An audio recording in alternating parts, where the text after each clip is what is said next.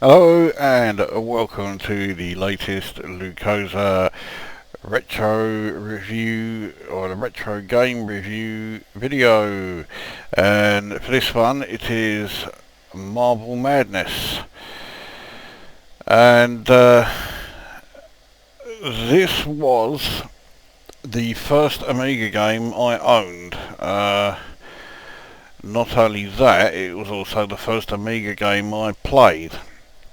I'd seen this game down the arcades quite a few times, but I never actually played it because it just all looked a bit too surreal for me. Um, but I did at the time think that graphically it looked quite impressive. So when I got my first Amiga, my Amiga 500, I was quite happy that this was the one free game that came with it.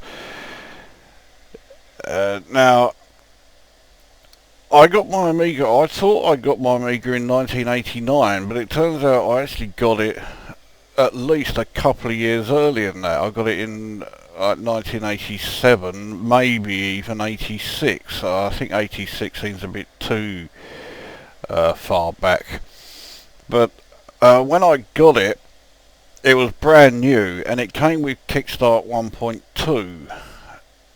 Now, I don't know the exact dates of when Kickstart 1.2 ran and when it was replaced with 1.3, but I know it was replaced by 1.3 long before 89. And I mean, someone like Gan's Teeth or Lemon Tube Amiga should be able to tell us when 1.2 was the Kickstart version that the Amiga came with. But this game was quite new when I got it, and this came out in either 86 or 87. I think it was 86. So yeah, I actually got my first Amiga, the A500, a lot earlier than I thought. Anyway, enough of that guff. Let's get a game underway. There is quite a bit of disk accessing. Each level is loaded individually, so you do spend a lot of time sitting here waiting rather than actually playing the game. Anyway, here we go with the practice race. So you are this red marble, and the idea of the game is to simply get from one end of the course to the other, like so. That's level 1 done, so sometimes you actually spend more time sitting there waiting for the disk to finish accessing and the game to load than you actually do playing it. Now, as you can see, graphically it looks extremely dated, but at the time these graphics were fucking amazing. And that was one almighty fuck up. But I mean, I was used to my Commodore 64, and a friend of mine had an Atari ST, but other than that, everybody else who I knew had either Commodore 64s or, more often than not, Spectrums.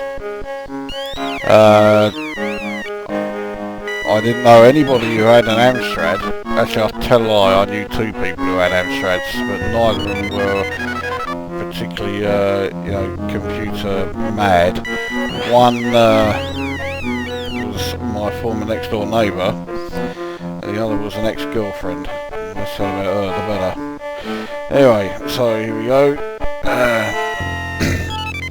The controls are rather finicky. I mean, back in the day, I used to be able to complete this game effortlessly, but that was an awful long time ago.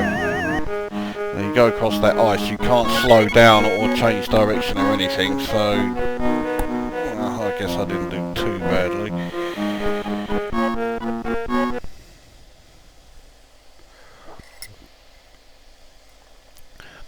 But yeah, to control it, you only need to move the mouse very slightly, and that was something that took some getting used to for me back then.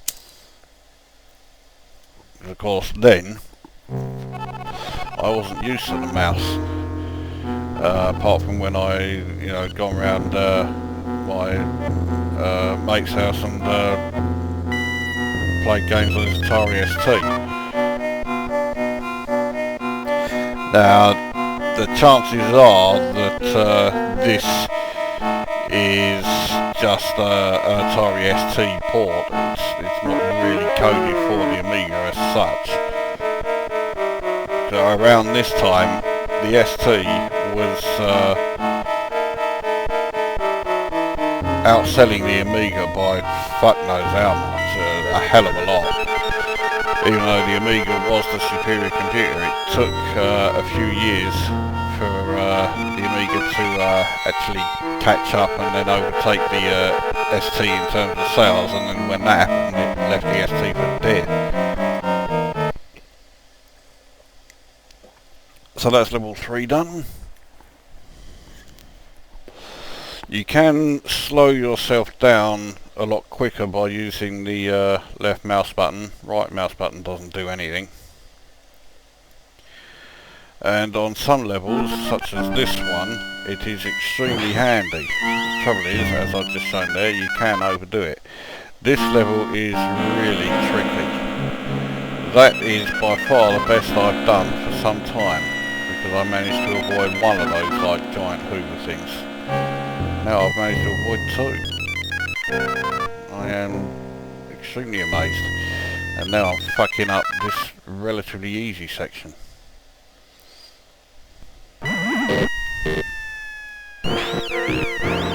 And he knocks me off, but thankfully he got knocked off himself. This section is a bit of a pain in the arse.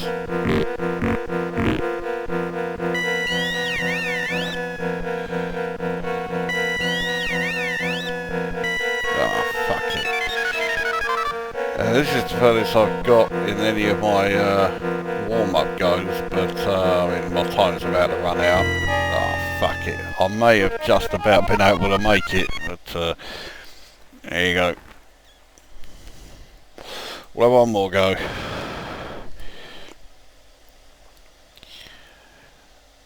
Now, when I first played this, I was blown away by it. It just looked and sounded so much better than any Commodore 64 game I played at the time.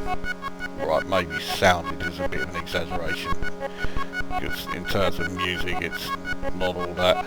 The sound effects are nothing, fantastic.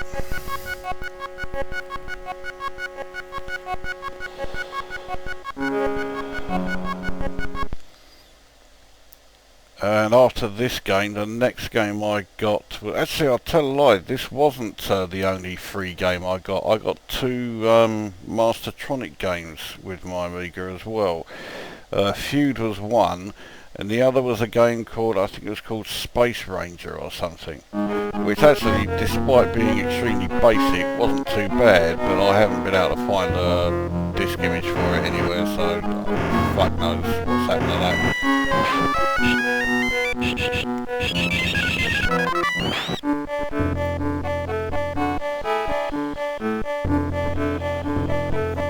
Those things try to eat you.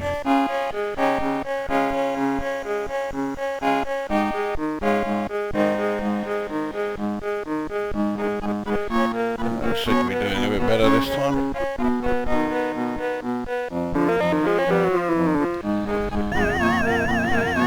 Set me straight down the fucking hole. That's better. There we go.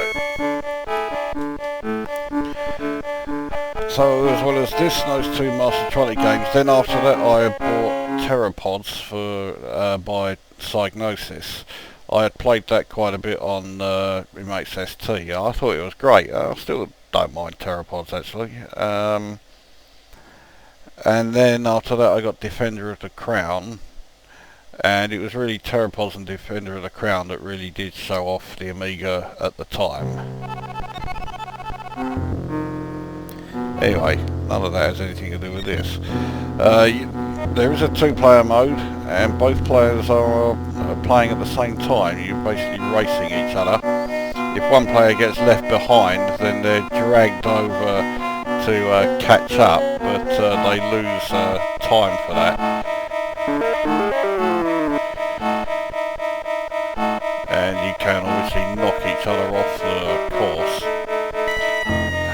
as well as fall off it yourself. But a lot of the time you would be wasting so much time trying to knock each other off that, fuck it, I was doing alright until then, that it just wasn't worth doing, just basically race each other.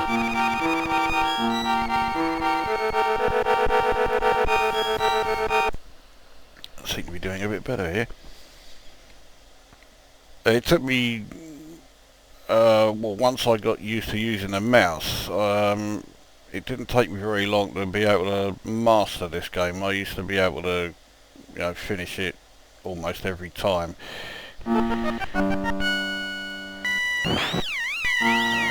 Last time I went too far, now I didn't go far enough, so fuck it. I managed to avoid one of them, but I'm not going to avoid the other, I told you. Alright, so I avoided two. That's not bad going.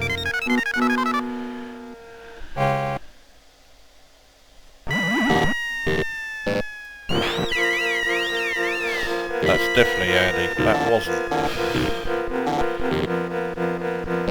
These things are a huge pain in the arse. So I've got to wait for them to stop. You're peering, there we go. And preferably not fall off the edge like that.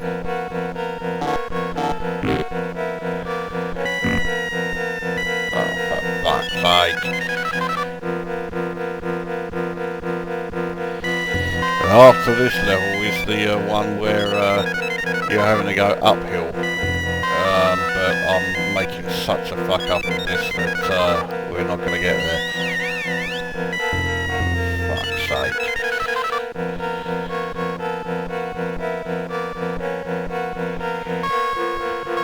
Looks like I've been given extra time. I have no idea why. And those things constantly, yeah.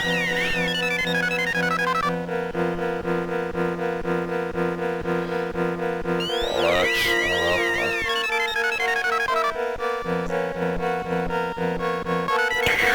That was too close. There we go. So, got past that level. So next it's the special one, the weird one, at least I think it is. And this is where the physics are all reversed, so you're somehow managing to go uphill, and it's all very strange. Yeah, here we go.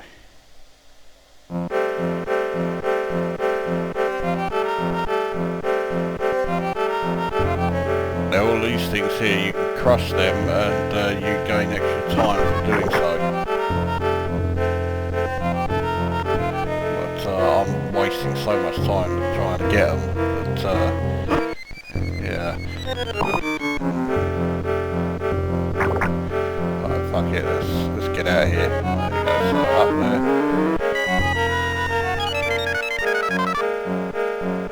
Oh, bollocks.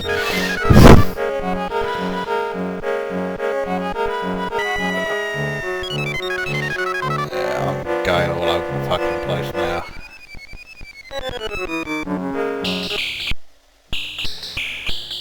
Yeah.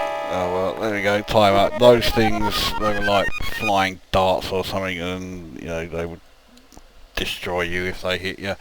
But there you go, there is Marble Madness, the first ever Amiga game that I played, and the first ever Amiga game that I owned. So what do I think? It's good enough. I mean, it's pretty harmless fun, It really hasn't stood the test of time very well. Graphically it now looks dated. At the time it did look fantastic. Sound wise it's a bit bland, it doesn't exactly show off the Amiga in any way at all. Gameplay is pretty innocuous, but it's not bad, you know, for a very early Amiga game.